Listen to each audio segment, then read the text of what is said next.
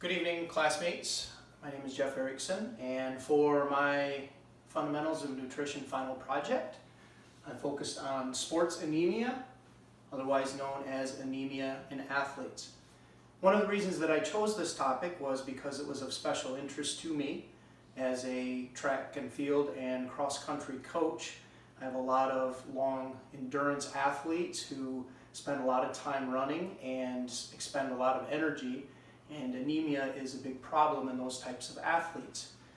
Also, a few years ago, we were having some difficulty with my son, and he was running a lot, putting in a lot of miles during a growth spurt, and we noticed his endurance level started to go down a little bit, and he started to begin to struggle, and his performance went down a little bit.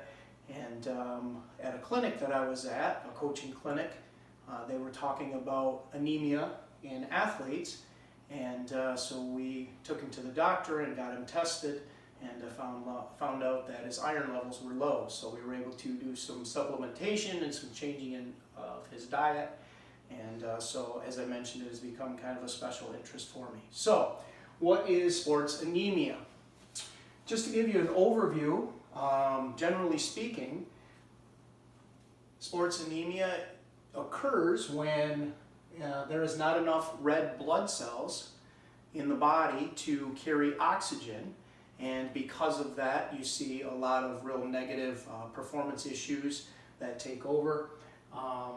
There are many different forms of anemia, and as I mentioned, a lot of them have very unique causes, and there are a lot of different treatments that are out there depending on the type of anemia.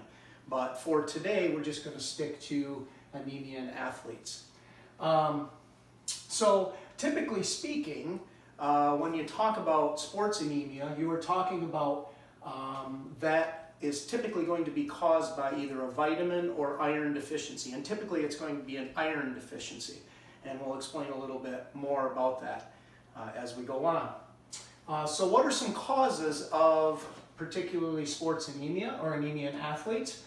Well, as I mentioned, typically it's going to be an issue where the individual has low iron. They don't have enough iron in the blood to carry oxygen to the body. It can cause, as I mentioned earlier, a severe drop in performance, even at lower levels, even when it does not reach the point of being considered to be anemic. Just a lower blood iron level or vitamins in the blood can cause some serious issues and drop in performance. Basically, iron transports oxygen to working muscles, and it also produces ATP, which is the primary energy source to the body, and that's especially important in long distance and endurance athletes. And so that's why it can become a major issue in the clientele that I deal with in dealing with athletes and particularly distance runners. The second cause of it, as we talked about, is vitamins or a lack of vitamins, vitamin deficiency. And typically we're talking about vitamins B12, vitamin B, and folate. Those are the three major vitamins that can cause, if they are deficient, that lack of performance that we talk about. So we get into some risk factors. So who is at risk of sports anemia? Well, first off, it is said that athletes need approximately 70% more iron than the average person who is sitting on the couch and not doing a lot. So active athletes, especially as I mentioned, those that are maybe long distance runners or triathletes, need approximately 70% more iron. And the reason for that is because the athletes are sweating. So when you sweat, you lose a certain amount of vitamins and iron in the body and in the blood. Also with high intensity exercises, there is some blood loss in the urine and also in the GI tract. Third, red blood cells begin to break down in the athlete, and especially when you are talking about long periods of high intensity workouts. And then finally, it's a relatively recent phenomenon but they've talked about in marathon runners and ultramarathon runners, particularly those running 50 miles or more at one time, the foot strike actually, it weakens the blood cells in the bottom of the feet and it begins to break down those blood cells. And in particular, that can cause a lot of issues for those particular athletes. Who else is at risk? Females are at a higher risk, female athletes, and that is because of the menstrual cycle and blood loss during that. And also vegetarian and vegan diets. Those that are on strict diets are not taking in the vitamins and iron that they need, and so they can be especially susceptible to sports anemia. Let's talk a little bit about onset. So when we talk about onset, typically this occurs when the hemoglobin begins to get low in the body. And that can begin to start to see, with the lower hemoglobin levels, a decrease in performance. This typically begins through sweat and fluid loss, like we talked a little bit about before, and also an increase in arterial blood pressure and muscular compression. Also, when you typically will see this is during an increase in intensity level, so when you see athletes picking up the intensity, and that kind of brings on those initial things that we talked about as far as the lower hemoglobin due to those factors that we discussed. Taking a look at some signs and symptoms, it begins with the decrease in performance. As the performance begins to decrease, what happens is, and particularly in long distance runners, you begin to see a decrease in the VO2 max, or the amount of oxygen intake that the individual has. And this is due to the lack of oxygen being transported through the blood because of that lack of iron, like we talked about a little bit ago, and because of the loss of vitamins. So what are some general symptoms? Weakness, general fatigue, can lead to exhaustion, increase in the heart rate, shortness of breath, headaches, dizziness, and again, just that general overall lack of productivity and a lack of really being able to excel in particular places that they previously had been able to. So when you start to see that drop off in performance, that's kind of the first key, and it can be take on some of those more serious physical symptoms later on. One thing that I found interesting in my research that I was not aware of, but is they talked a little bit about certain cravings, and and I'm not sure exactly why, but something to do with the brain and the oxygenation of the blood into the brain leads to certain odd cravings.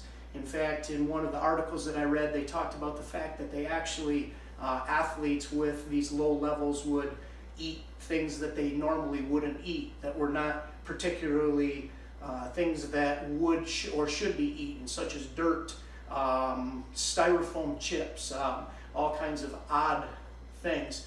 And one thing that was particular with runners, for whatever reason, was the desire to eat ice chips. And so it was talked about in there that if a parent or a coach sees an athlete constantly eating ice chips, that they should immediately get them tested for low iron and low vitamin levels. So now that we've taken a look at the signs and symptoms, how do we diagnose it? Well, the good news is it's pretty easy to diagnose with a simple blood test. With a blood test, you can take a look, and you're going to be testing for two things. You're going to be testing again, like we talked about, for the iron, and in particular, you're looking at something called the ferritin level. And with this, you need to be very, very cautious, because the ferritin level can be, it can be an acceptable range for the normal individual, but with a endurance runner or a ultra marathoner, a distance person, somebody very high intensity workout, if they're at the low range of that ferritin level, then they actually could be at risk of iron deficient anemia without really even knowing it. And so you have to be very cautious. And the recommendation is between 30 and 40 at the low end when you look at that ferritin level. So just be very, very cautious of that. When you have that blood test, ask for the results. So make sure that you ask your doctor for the results, because if you don't do that, they typically will just give you the result and say, well, you're within range, and you could be at the low end of that range, which is not sufficient for an athlete.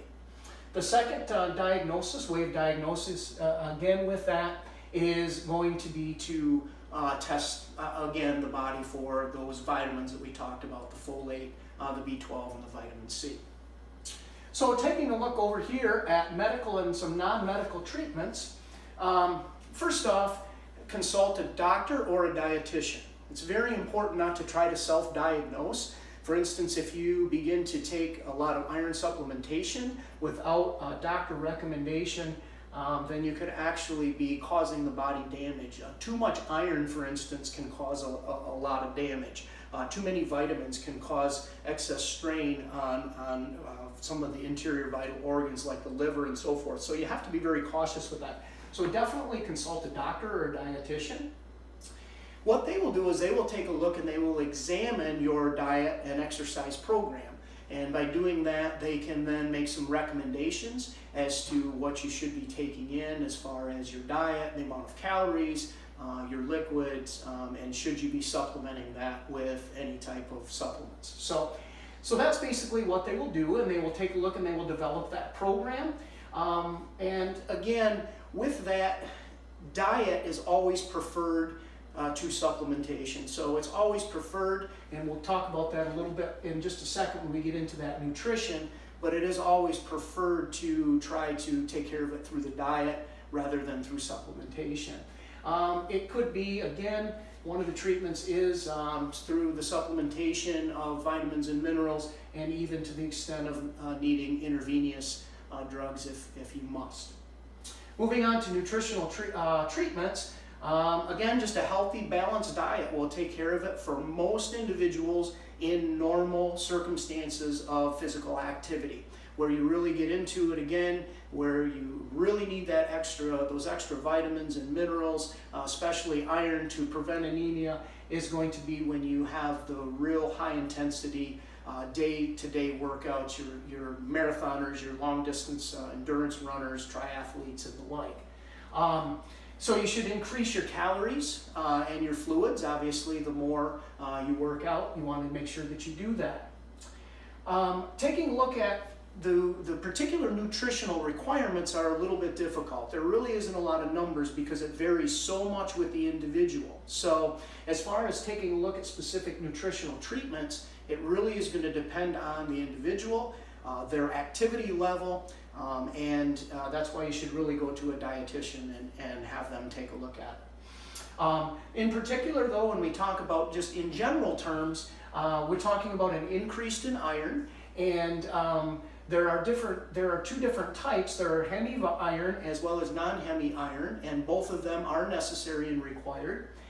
Your hemi iron includes your red meat, your poultry, and your fish, and your non-hemi irons include your fruits and vegetables, and both of those are required to help prevent anemia. Some good sources of B12 are beef, tuna, salmon, milk, and certain fortified cereals. Your C vitamins can be found in kale, oranges, yellow peppers, and your folate, which is important, again, like we talked about, can be found in eggs, bananas, and of course my favorite wonder food, broccoli. Eats lots of broccoli. It contains a lot of vitamin C and also folate. Moving on to prevention, again, we talked about proper diet and supplementation, and also putting reasonable limits on exercise. So make sure, especially if you're a younger person or if you're a female who is experiencing these types of symptoms that we talked about, you may have to limit your exercise a little bit on top of proper diet and supplementation.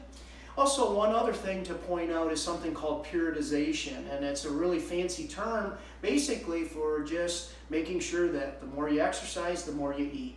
So, and also goes the same with supplementation. So for instance, with my son, when he was running a lot of distance, we did have him on an iron supplement to raise his iron levels through cross country. Once he stopped running the 40 plus miles a week, we took him off that supplementation, and then he does supplement with a multivitamin, but no longer takes the iron supplement.